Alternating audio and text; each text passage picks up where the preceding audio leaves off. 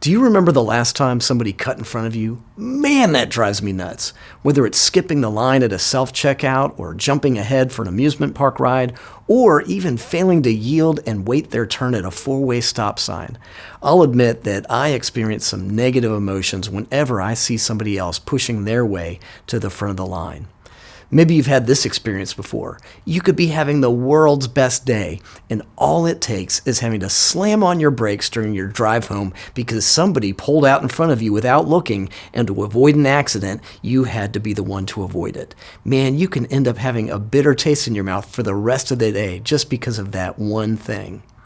You know, there's a reason why we have this type of negative reaction when we experience the selfish behavior of others. In verses 3 and 4 of Philippians chapter 2, we see what God's desire is for how we should treat each other.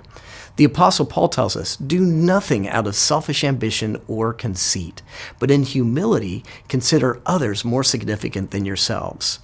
Each one of you should consider not only his own interests, but also the interests of others." When we examine our own hearts, that selfish ambition can be very subtle.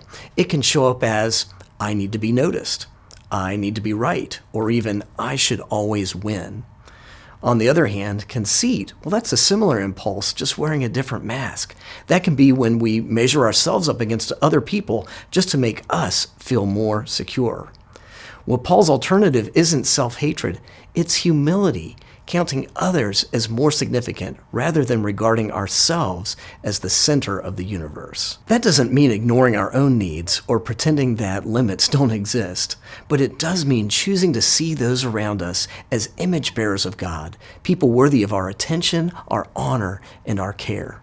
Humility turns down the volume of self so that love can be heard. To counteract this tendency towards selfishness that we all struggle with, consider practicing a small act of spiritual attention by noticing the people around us, their words, their needs, their burdens, and then take a next step of serving others by giving our full attention, listening without interrupting, or cheerleading someone else's accomplishments.